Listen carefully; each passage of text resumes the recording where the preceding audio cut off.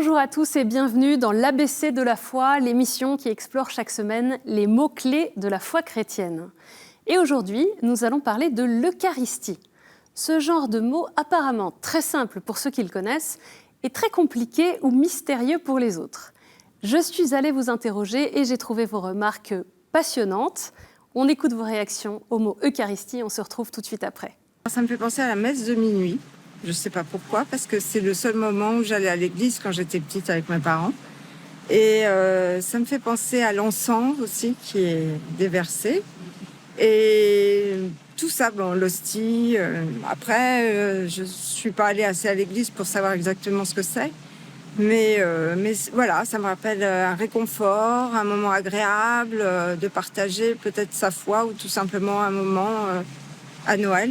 Un temps de partage, ça serait l'Eucharistie, oui, pour moi ça serait le partage.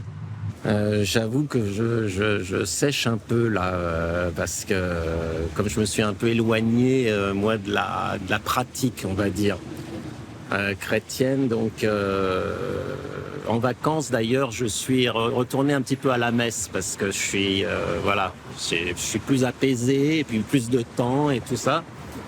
Puis je suis resté pendant 2-3 célébrations à pas prendre l'Eucharistie. Parce que je sais pas pourquoi je me sentais étranger à ce rituel, on va dire. Et puis, enfin, la 3e fois, je suis allé communier. Bon, c'est tout ce que je peux en dire. C'est le rituel qui est quand même très très mystérieux malgré tout, puisque on dit que c'est le corps du Christ, mais c'est en même temps très concret et très abstrait. Pour moi, c'est le moment fort de la messe, le moment pour lequel je vais à la messe. L'Eucharistie est le centre de ma foi, de ma vie. Chaque jour, je suis appelée à vivre ce sacrement pour me nourrir, pour avoir la force d'avancer jour après jour. Et oui, effectivement, il y a bien un lien entre l'Eucharistie et la messe. L'Eucharistie, c'est un des mystères fondamentaux de la foi catholique. Et j'ai conscience que c'est un vrai défi d'essayer de l'expliquer en quelques minutes. Louange, remerciement, partage, rassemblement, ce sont autant de mots pour définir l'Eucharistie. Sans oublier son origine grecque, puisque Eucharistia signifie action de grâce. Le mot Eucharistie est employé pour désigner la grande prière de louange qui est au centre de la vie du croyant catholique et qui s'appelle la messe. Pour les chrétiens, l'Eucharistie rappelle le dernier repas du Seigneur avec ses apôtres, pris la veille de sa mort, le jeudi saint. Les 4 évangiles rapportent la dernière scène, du latin cena, le dîner. Et saint Paul en fait également un récit précis. Jésus prit le pain et après avoir rendu grâce, le rompit et dit « Ceci est mon corps qui est pour vous, faites ceci en mémoire de moi ». De même, après le repas, il prit la coupe en disant « Cette coupe est la nouvelle alliance en mon sang. Chaque fois que vous en boirez, faites-le en mémoire de moi ». Vous retrouvez presque ces mêmes paroles lors de la célébration de chaque messe. On réduit souvent l'Eucharistie au moment de la communion, le fait de manger l'hostie consacrée, le corps du Christ, à la messe. Mais l'Eucharistie, c'est l'ensemble du rendez-vous qu'ont chaque semaine les chrétiens. La célébration de l'Eucharistie, la messe donc, comprend différents moments. L'accueil, la liturgie de la parole, la liturgie eucharistique et l'envoi. Et toute personne est la bienvenue pour assister à une Eucharistie. Le mot Eucharistie est aussi utilisé dans un sens plus spécifique pour parler du corps et du sang du Christ présents sur l'autel après une prière toute particulière faite par le prêtre, la prière de consécration, où le pain et le vin deviennent alors, dans la foi catholique, la présence réelle du Christ, son corps et son sang. Pour l'Église, pour recevoir la communion eucharistique, il faut donc être baptisé, avoir fait sa première communion, partager la foi de l'Église et ne pas avoir sur la conscience de péchés graves. Je termine ce rapide tour d'horizon en vous rappelant ou en vous apprenant que l'Eucharistie fait partie des sacrements de l'initiation. C'est donc un des 3 sacrements fondamentaux avec le baptême et la confirmation. Nous allons maintenant voir pourquoi l'Eucharistie est si essentielle pour la vie chrétienne.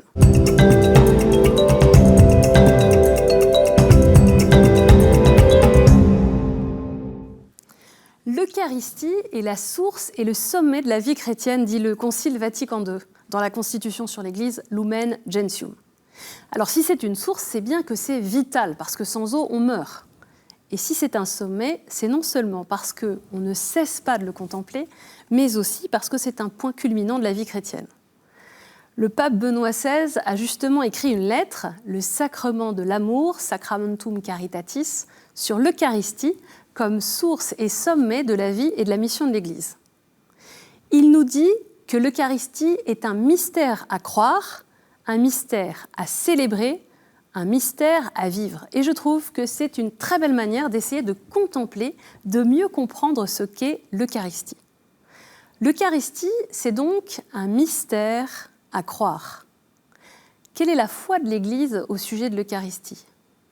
Dans ce sacrement, le sacrifice historique de Jésus sur la croix, qui a eu lieu un jour du temps à Jérusalem, est actualisé.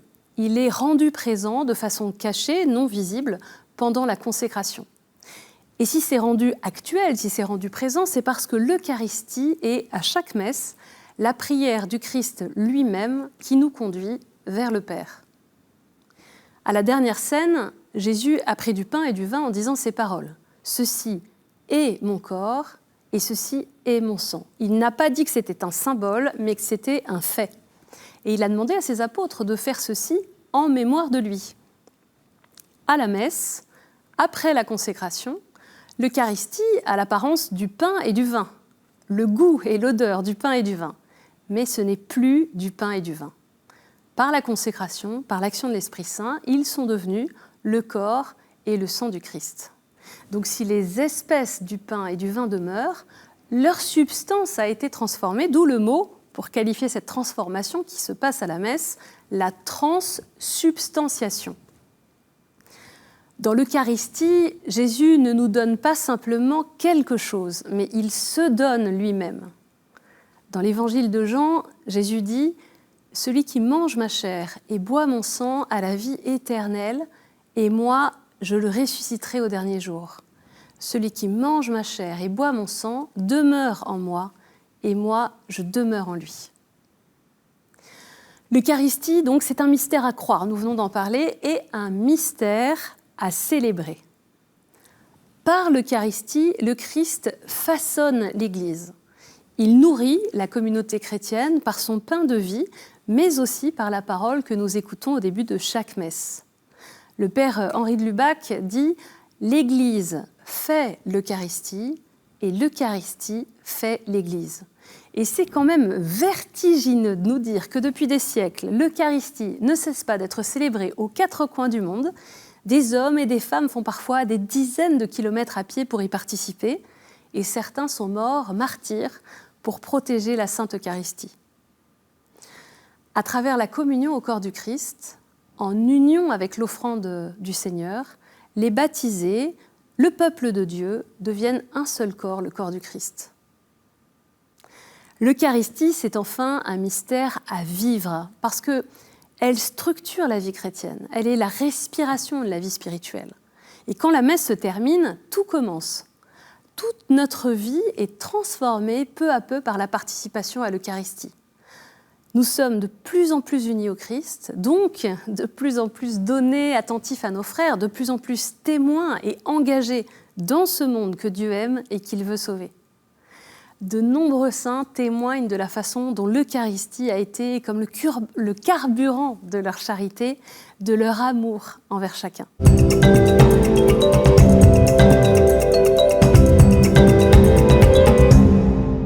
Alors, comment peut-être incarner davantage encore, avoir une vie eucharistique au quotidien ? Le premier exercice, peut-être, c'est de vivre dans l'action de grâce. Alors, pourquoi ne pas noter chaque soir un motif d'action de grâce ? Rendre grâce à Dieu pour ce qui s'est passé de beau, de bon dans ma journée, les dépassements que j'ai pu vivre, les consolations reçues, les pardons donnés. Savoir rendre grâce ouvre le cœur. Un deuxième exercice possible, c'est de renouveler notre façon de vivre l'Eucharistie. Donc ne pas y assister en spectateur, mais y participer, en s'offrant réellement à Dieu, en lui apportant tout ce qui fait notre vie, et notamment au moment de l'offertoire, ce moment où le pain et le vin sont déposés sur l'autel. Pendant la messe, ne perdons pas une miette de la nourriture que nous y recevons, que ce soit en communion, en recevant le corps du Christ, mais aussi en écoutant la parole de Dieu à travers les lectures. Et puisque l'Eucharistie vient nous transformer en profondeur, pourquoi ne pas demander à l'Esprit Saint, pendant la messe, de nous inspirer un acte d'amour, de fraternité, comme fruit de notre participation? Un troisième exercice, pour approfondir, je vous propose 2 lectures possibles. La lecture de l'encyclique Ecclesia de Eucharistia, qui a été écrite par le pape Saint Jean-Paul II en 2003 sur l'Eucharistie, dans son rapport à l'Église. Et puis l'exhortation apostolique post-synodale, la lettre du pape Benoît XVI, Sacramentum Caritatis, sur l'Eucharistie, source et sommet de la vie et de la mission de l'Église.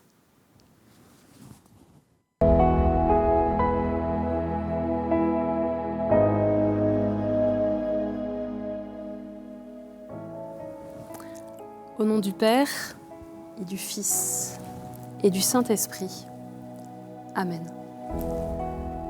Seigneur Jésus, tu nous as dit, celui qui mange ma chair et boit mon sang a la vie éternelle, et moi je le ressusciterai au dernier jour, car ma chair est la vraie nourriture et mon sang est la vraie boisson.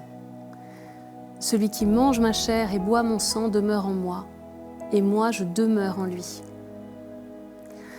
Face à une telle promesse, face à une telle réalité, nos intelligences sont dépassées.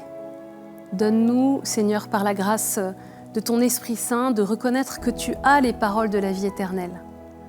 Tu viens nous nourrir, tu viens nous fortifier à chaque Eucharistie par ta parole, par ton pain de vie. Que ce sacrement de l'amour nous donne d'être de plus en plus unis à toi et donner à nos frères. Amen.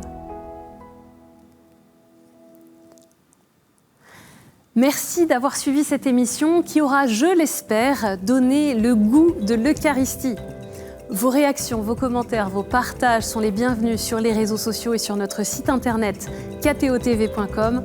On se retrouve la semaine prochaine. Que le Seigneur vous bénisse.